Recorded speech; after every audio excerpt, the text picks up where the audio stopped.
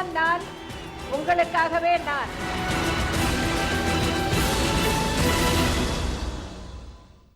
ஜெயா தொலைக்காட்சி நேயர்களுக்கு வணக்கம். எண்ணியார் எண்ணம் இழப்பர், இடனறிந்து துன்னியார் துன்னிச் செய்யின் என்ற குரலின் பொருளுணர்ந்து மக்களுக்கு தேவையானவற்றை தக்க சமயத்தில் முதலமைச்சர் செல்வி ஜெயலலிதா அவர்கள் வழங்குவதால் எவராலும் வெல்ல முடியாத, எதிரிகளே இல்லாத தன்னிகரற்ற தலைவியாக திகழ்கிறார். சமன் செய்து சீர்தூக்கும் கோல் போல் அமைந்தொருபால் கோடாமை சான்றோர் கனி என்ற குரலின்படி துலாக்கோல் போல் சாதி மத மொழி இன பேதமின்றி அனைவரும் பயனடையும் வகையில் சான்றோர்க்கெல்லாம் சான்றோராக விளங்கும் முதலமைச்சர் செல்வி ஜெயலலிதா அவர்களை தமிழக மக்கள் தாயிற் சிறந்த கோவிலும் இல்லை, அம்மாவை போன்ற முதலமைச்சர் அகிலத்தில் இல்லை என போற்றி புகழ்கின்றனர். தெரிதலும் தேர்ந்து செயலும் ஒரு தலையா சொல்லலும் வல்லது அமைச்சு என்ற வள்ளுவ பெருந்தகையின் வாக்கின்படி மக்களுக்கு தேவையானவற்றை தேர்வு செய்து அவற்றை செயல்படுத்துவதற்கான வழிகளை ஆராய்ந்து துணிவுடன் நடைமுறைப்படுத்தும் ஆற்றல் உடையவராக திகழும் முதலமைச்சர் செல்வி ஜெயலலிதா அவர்கள் அகிலத்திற்கு முன்னோடியாக முதன்மையான திட்டங்களை செயல்படுத்தி வழிகாட்டியாக திகழ்கிறார். ஆழ்வினையும் ஆன்ற அறிவும் என இரண்டின் நீள் வினையால் நீளும் குடி என்ற வெண்பாவின் இலக்கணமாய் திகழ்கின்ற முதலமைச்சர் செல்வி ஜெயலலிதா அவர்கள் குடிமக்களின் தேவைகளை உணர்ந்து மக்கள் நலனே தம் நலன் என முன்னோடி திட்டங்களை செயல்படுத்தி வருவதால் தமிழ்நாடு முதன்மை மாநிலமாக விளங்குகிறது. இன்பம் விழையான் வினை விழைவான் தன்கேளிர் துன்பம் துடைத்தூன்றும் தூண் என்ற பொய்யாமொழி புலவர் திருவள்ளுவரின் கூற்றுப்படி தன்னலத்தை விரும்பாது பொதுநலமே சுவாசம் எனக் கொண்டு மக்களை சுற்றமாக எண்ணி துன்பங்களை களைந்து தூண் போல தாங்குகின்ற முதலமைச்சர் செல்வி ஜெயலலிதா அவர்கள் தொலைநோக்குடன் செயல்படுத்தும் திட்டங்கள் உலகுக்கே முன்னோடியாக திகழ்கின்றன. அஇஅதிமுக பொதுச் செயலாளரும் முதலமைச்சருமான செல்வி ஜெயலலிதா அவர்கள் அஇஅதிமுக நிர்வாகிகள் 14 பேரின் இல்ல திருமணங்களை வெகு விமரிசையாக நடத்தி வைத்து மணமக்களை வாழ்த்தி எழுச்சியுரையாற்றினார். முதலமைச்சர் செல்வி ஜெயலலிதா ஆற்றிய உரையின் சாராம்சங்களையும் முதலமைச்சர் செல்வி ஜெயலலிதா அவர்களால் அறிமுகப்படுத்தப்பட்டுள்ள அம்மா குடிநீர் வழங்கும் நிலையங்கள் பெருநகர சென்னை மாநகராட்சியில் அமைக்கப்படும் என்றும் இந்த சுத்திகரிக்கப்பட்ட குடிநீர் குடும்பம் ஒன்றுக்கு நாளொன்றுக்கு 20 லிட்டர் என்ற அளவில் விலை ஏதுமின்றி வழங்கப்படும் என்றும் முதலமைச்சர் தெரிவித்துள்ளதன் விவரங்களையும் முதலமைச்சர் செல்வி ஜெயலலிதா அவர்கள் அரசு பிற்படுத்தப்பட்டோர், மிக பிற்படுத்தப்பட்டோர், சீர்மரபினர், கள்ளர் சீரமைப்பு மற்றும் சிறுபான்மையினர் பள்ளி மற்றும் கல்லூரி மாணவ மாணவிகளுக்கான 68 விடுதி கட்டடங்களை திறந்து வைத்த தகவல்களையும் நீங்கள் அறிந்து கொள்ளும் வகையில் உருவாக்கப்பட்டுள்ளதுதான் இன்றைய முதலமைச்சர் நேரம் நிகழ்ச்சி.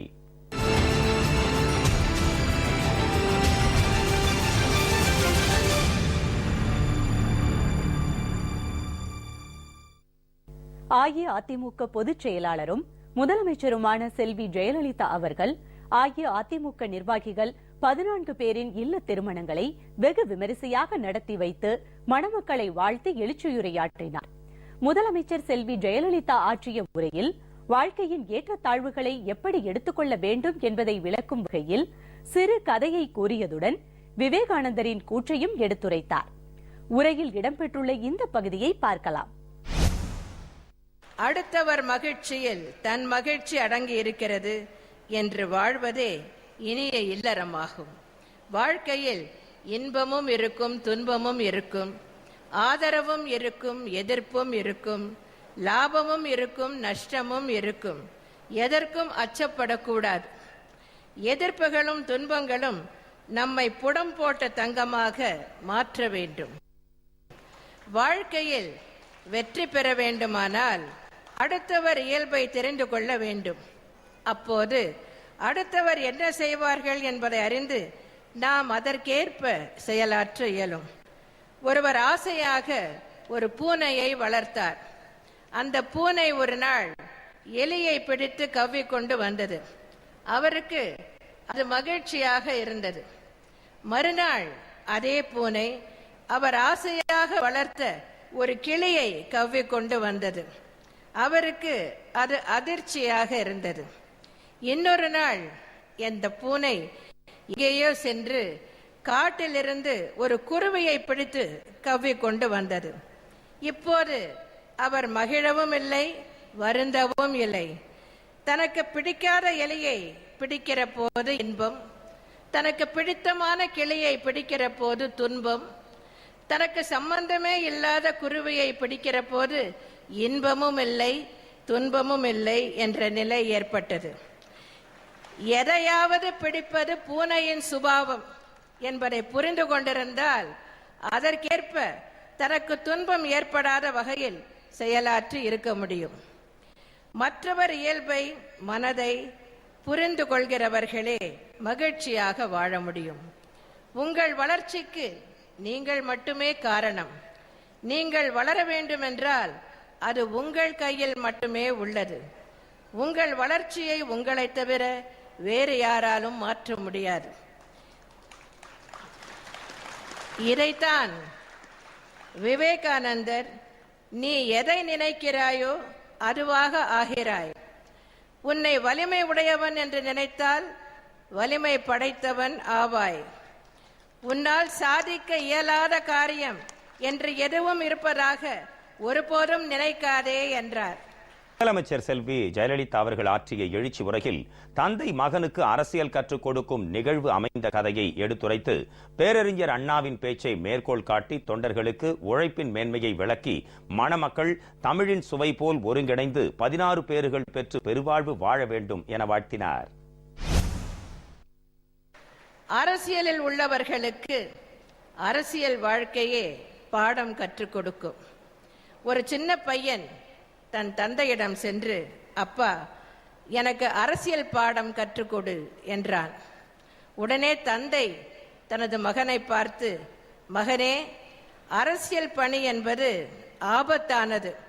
இதில் தந்தை தனையன் என்றெல்லாம் உறவுகளுக்கு இடமில்லை. வலிமை உள்ளவரே வெல்ல முடியும். எனவே உனது அரசியல் பாடத்தை நீயேதான் கற்றுக்கொள்ள வேண்டும் என்றார். தந்தை சொல்லை மகன் கேட்கவில்லை. அரசியல் பாடம் கற்பதில் பிடிவாதமாக இருந்தான். மகன், தந்தையே, உங்களை பார்த்தே நான் அரசியலில் நிறைய கற்றுக்கொண்டுள்ளேன். இருந்தாலும் எனக்கு நீங்கள் பாடம் கற்றுக் கொடுக்க வேண்டும் என்றான். வேறு வழியின்றி தந்தையும் மகனுக்கு அரசியல் பாடம் கற்றுக் கொடுக்க சம்மதித்தார். மகனை அழைத்து, ஓடிப்போய் ஒரு ஏணி எடுத்துக்கொண்டு வா என்றார். எதற்கு ஏணி என்று கேட்டான் மகன். இப்படியெல்லாம் கேட்கக்கூடாது, நான் சொல்வதை செய்ய வேண்டும் என்றார் தந்தை. மகன் ஏணியை எடுத்துக்கொண்டு வந்தான். இந்த சுவற்றிலே ஏணியை சாத்தி வை. பிறகு ஏணியின் மீது ஏறி உச்சிக்கு செல். மேலே பரணையில் நான் என்னென்ன ஏமாற்று வேலைகளை செய்து அரசியலில் நிலைத்து நிற்கிறேன் என்பது பற்றி நெஞ்சை திறந்து எழுதி வைத்துள்ளேன். அரசியல் பற்றிய அனைத்து பாடங்களும் அவற்றில் உள்ளன. அதை கற்று தேர்ந்தால் நீயும் அரசியலில் பெரிய ஆளாக ஆகலாம் என்றார். அப்பா, நான் ஏணியிலே ஏறி மேலே போகிறேன். நீ கீழே இருந்து ஏணியை கெட்டியாக பிடித்துக்கொள் என்றான் மகன். அதை பற்றி நீ கவலைப்படாதே, நான் பார்த்துக் கொள்கிறேன் என்றார் தந்தையார். மகன் மெதுவாக ஏணியின் மேலே போனான். அவன் உச்சிக்கு போனதும் தந்தை ஏணியின் மேல் இருந்த கையை எடுத்து விட்டார். ஏணி சரிந்து விழுந்தது. மகனும் கீழே விழுந்து விட்டான். வலி தாங்காமல் இடுப்பை பிடித்து கொண்டே எழுந்தான் மகன். என்னப்பா, இப்படி ஏணியிலிருந்து கையை எடுத்து விட்டாயே, உன்னால் தான் எனக்கு இடுப்பில் இப்போது அடிபட்டிருக்கிறது என்று கூச்சலிட்டான். தந்தை சிரித்து கொண்டே, எல்லாவற்றையும் நீ இப்போதே தெரிந்து கொண்டால் என்னை யார் மதிப்பார்கள் என்று கேட்டார்.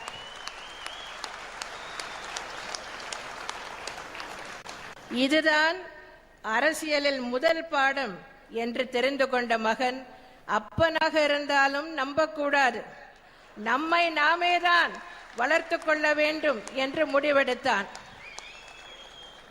சரி, எவ்வளவு தூரம்தான் இவன் தன்னை வளர்த்து கொள்கிறான் என்று பார்ப்போம் என நினைத்த தந்தை சிறிது விட்டு பிடித்து பின்னர் மகனுக்கு கடிவாளம் போட்டுவிட்டார். அரசியல் எவ்வளவு ஆபத்தானது என்பதற்காகத்தான் நான் இந்த கதையை இங்கு கூறினேனே தவிர நீங்கள் யாரையாவது கற்பனை செய்து கொண்டால் அதற்கு நான் பொறுப்பல்ல.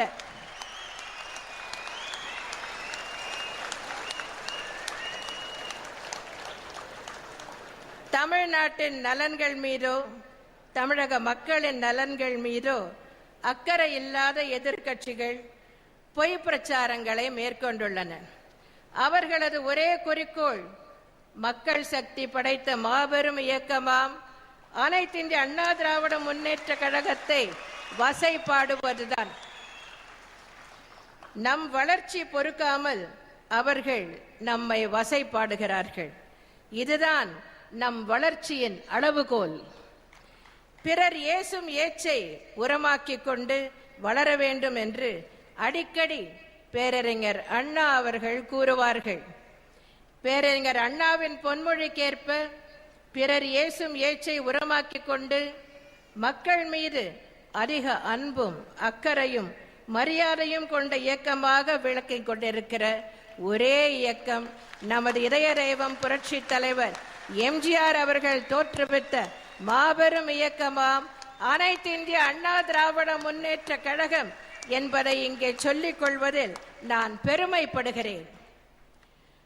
உழைப்பால் வெற்றியை உருவாக்கு, முயற்சியை அதற்கு எருவாக்கு என்பதற்கேற்ப நடைபெற இருக்கும் சட்டமன்ற தேர்தலில் நாம் மகத்தான வெற்றி பெறும் வண்ணம் கழக கண்மணிகளாகிய நீங்களெல்லாம் களப்பணி ஆற்ற வேண்டும் என்று உங்களை எல்லாம் அன்புடன் கேட்டுக்கொள்கிறேன்.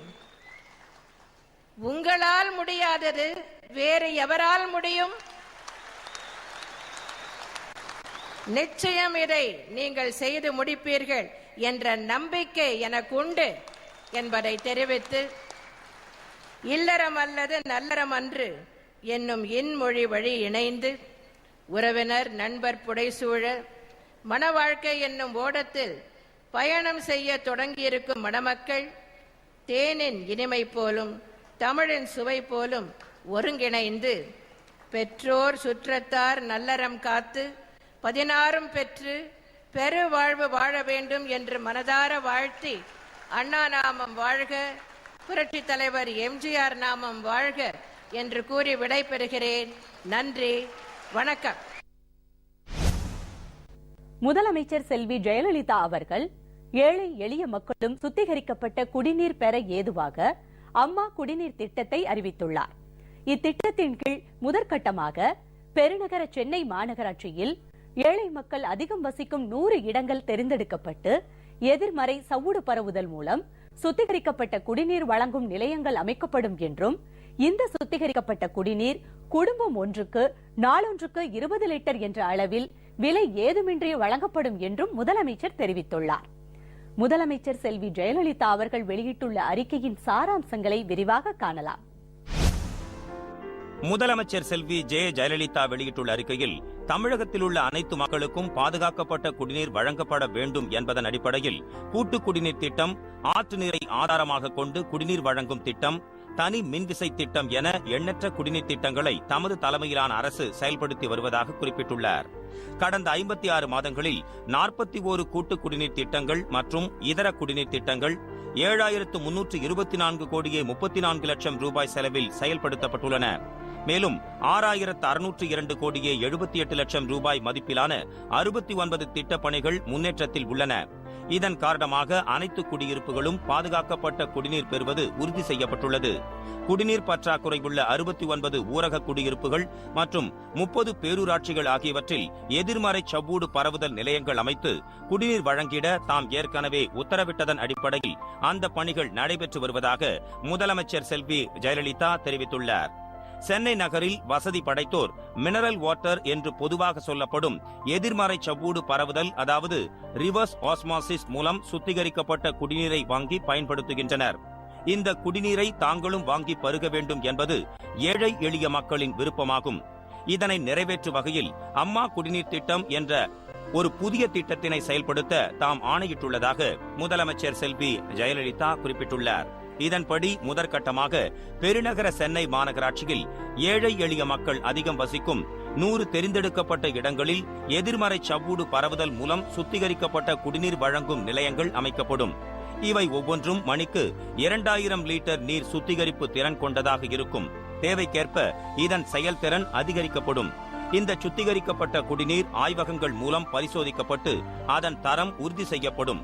பொதுமக்களுக்கு விலை ஏதுமின்றி இந்த சுத்திகரிக்கப்பட்ட குடிநீர் குடும்பம் ஒன்றுக்கு நாளொன்றுக்கு 20 லிட்டர் என்ற அளவில் வழங்கப்படும். இந்த திட்டத்தின் மூலம் பயன்பெற விரும்பும் ஏழை எளிய மக்கள் குடிநீர் சுத்திகரிப்பு தானியங்கி நிலையத்திலிருந்து எளிதில் குடிநீர் பெறும் வகையில் ஸ்மார்ட் கார்டு வழங்கப்படும்.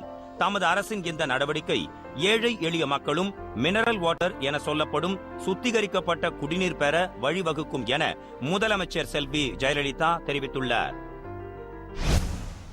அம்மா குடிநீர் திட்டத்தினை பெருநகர சென்னை மாநகராட்சியில் ஏழை எளிய மக்கள் அதிகம் வசிக்கும் 100 தெரிந்தெடுக்கப்பட்ட இடங்களில் எதிர்மறை சவ்வூடு பரவுதல் மூலம் சுத்திகரிக்கப்பட்ட குடிநீர் வழங்கும் நிலையங்கள் அமைக்கப்படும் என்றும், பொதுமக்களுக்கு விலை ஏதுமின்றி சுத்திகரிக்கப்பட்ட குடிநீர் குடும்பம் ஒன்றுக்கு நாளொன்றுக்கு 20 லிட்டர் என்ற அளவில் வழங்கப்படும் என்றும் முதலமைச்சர் செல்வி ஜெயலலிதா அவர்கள் அறிவித்தமைக்காக பொதுமக்கள் உளமார்ந்த நன்றி தெரிவித்துள்ளனர்.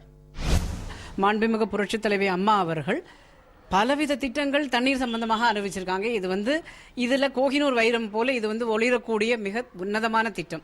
ஒரு சுகாதாரமான தூய்மைப்படுத்திய தண்ணீர் தன் வீடு தேடி ஒரு ஸ்மார்ட் கார்டை உபயோகப்படுத்தி 20 லிட்டர் தண்ணி ஒரு குடும்பத்துக்கு கிடைக்கிறது என்றால் அது அந்த குடும்பத்துடைய வாழ்வாதாரத்தையே மிகவும் மேன்மைப்படுத்தக்கூடிய முதல் அம்சம். ஒரு தமிழ்நாடு சென்னை மாநகரத்தில் மட்டும் 1 கோடிக்கு மேல உள்ள மக்களுக்கு முதல்ல ஆரம்பிச்சிருக்காங்க. இது அப்படியே மற்ற எல்லா கிராமங்களுக்கும் எல்லா நகராட்சிகளுக்கும் செல்லும் பொழுது தமிழ்நாடு கண்டிப்பாக இந்த ஹியூமன் டெவலப்மெண்ட் வெல்பீயிங்லையும் சுகாதாரத்திலையும் ஹெல்த்ல எல்லா விதத்திலையுமே இப்ப இருக்கிறத விட கண்டிப்பாக மேல் வருவதற்கு முக்கியமான சாத்தியக்கூறு உள்ளது. மாண்புமிகு தமிழக முதல்வர் அவர்களோட நலத்திட்டங்கள் எத்தனையோ திட்டங்கள் இந்த தமிழக மக்களுக்காக பண்ணியிருக்காங்க. அதில் இந்த சுத்திகரிக்கப்பட்ட குடிநீர் விநியோகம் திட்டம் மிக மிக சிறந்த ஒரு திட்டம். இது அவங்க சாதனைகளில் இது ஒரு மைல்கல். இதை செஞ்சு கொடுத்த மாண்புமிகு தமிழக முதல்வர் அம்மா அவர்களுக்கு நன்றிகள். தண்ணி சுத்திகரிக்கப்பட்ட தண்ணி ஏழை எளிய மக்களுக்கும் கிடைக்கணுன்ற ஒரு நல்ல நோக்கத்தோட அம்மா இந்த திட்டத்தை செயல்படுத்தியிருக்காங்க. இது எல்லாருக்குமே ஒரு நல்ல வரப்பிரசாதம். இது செஞ்ச முதலமைச்சர் அம்மா அவர்களுக்கு நன்றி. முதலமைச்சர் செல்வி ஜெயலலிதா அவர்கள் பிற்படுத்தப்பட்டோர், மிக பிற்படுத்தப்பட்டோர் மற்றும் சிறுபான்மையினர் நலத்துறை சார்பில் விழுப்புரத்தில் 1,45,27,000 ரூபாய் மதிப்பீட்டில் கட்டப்பட்டுள்ள அரசு மிக பிற்படுத்தப்பட்டோர் கல்லூரி மாணவியர் விடுதியை காணொலி காட்சி மூலமாக திறந்து வைத்தார். மேலும் 66,92,22,000 ரூபாய் மதிப்பீட்டில் கட்டப்பட்டுள்ள அரசு பிற்படுத்தப்பட்டோர், மிக பிற்படுத்தப்பட்டோர் மற்றும் சிறுபான்மையினர் கல்லூரி மற்றும் பள்ளி மாணவ மாணவியர்களுக்கான 67 விடுதிகளையும் திறந்து வைத்தார். இந்நிகழ்ச்சியின் கூடுதல் தகவல்களை விரிவாக அறியலாம்.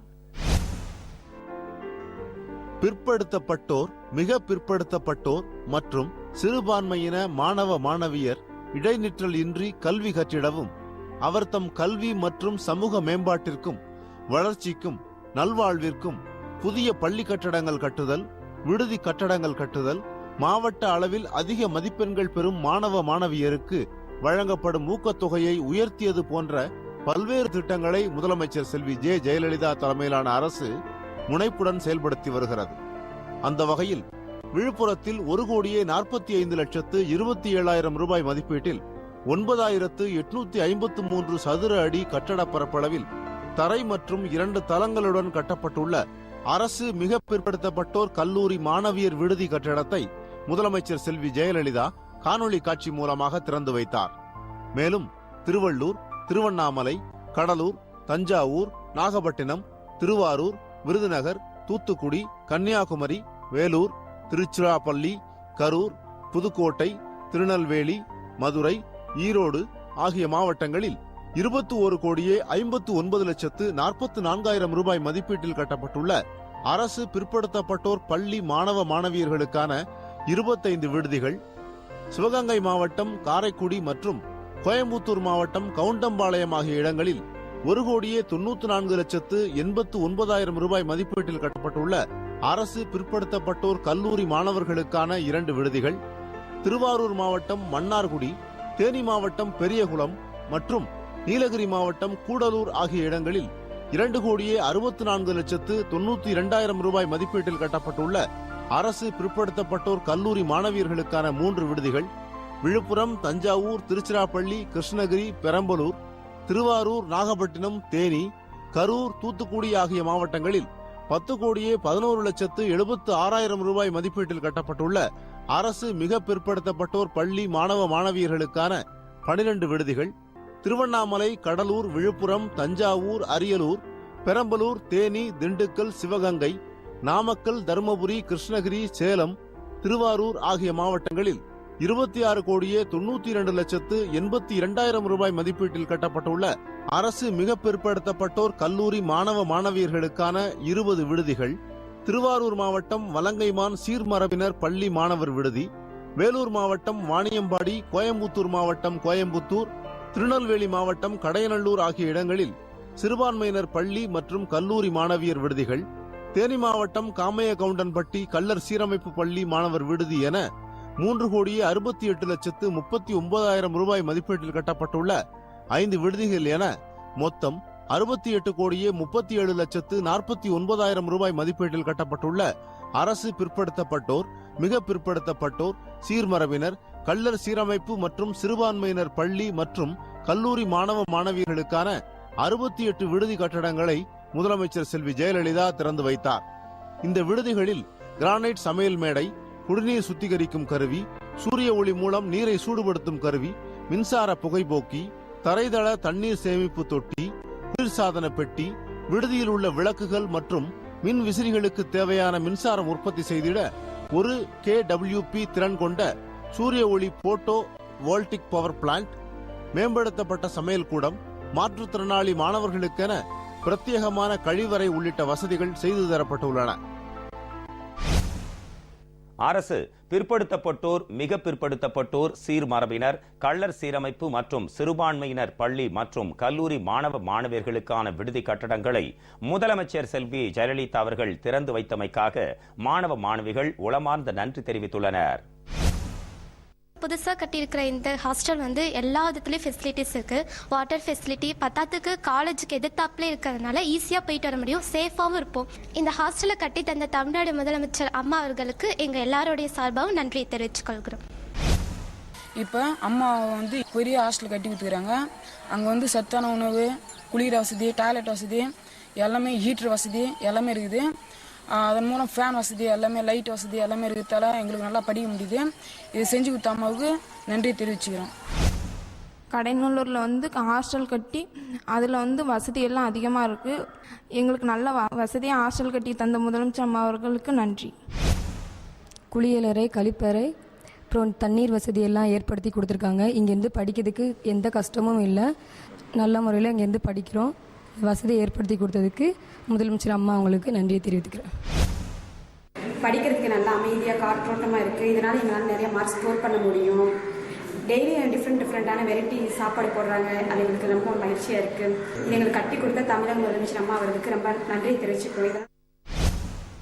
அஇஅதிமுக பொதுச் செயலாளரும் முதலமைச்சருமான செல்வி ஜெயலலிதா அவர்கள் அஇஅதிமுக நிர்வாகிகள் 14 பேரின் இல்ல திருமணங்களை வெகு விமரிசையாக நடத்தி வைத்து மணமக்களை வாழ்த்தி எழுச்சியுரையாற்றிய தகவல்களையும் முதலமைச்சர் செல்வி ஜெயலலிதா அவர்களால் அறிமுகப்படுத்தப்பட்டுள்ள அம்மா குடிநீர் வழங்கும் நிலையங்கள் பெருநகர சென்னை மாநகராட்சியில் அமைக்கப்படும் என்றும் இந்த சுத்திகரிக்கப்பட்ட குடிநீர் குடும்பம் ஒன்றுக்கு நாளொன்றுக்கு 20 லிட்டர் என்ற அளவில் விலை ஏதுமின்றி வழங்கப்படும் என்றும் முதலமைச்சர் தெரிவித்துள்ளதன் விவரங்களையும் முதலமைச்சர் செல்வி ஜெயலலிதா அவர்கள் அரசு பிற்படுத்தப்பட்டோர், மிக பிற்படுத்தப்பட்டோர், சீர்மரபினர், கள்ளர் சீரமைப்பு மற்றும் சிறுபான்மையினர் பள்ளி மற்றும் கல்லூரி மாணவ மாணவியர்களுக்கான விடுதி கட்டடங்களை திறந்து வைத்த தகவல்களையும் இன்றைய முதலமைச்சர் நேரம் நிகழ்ச்சியில் விரிவாக பார்த்தோம்.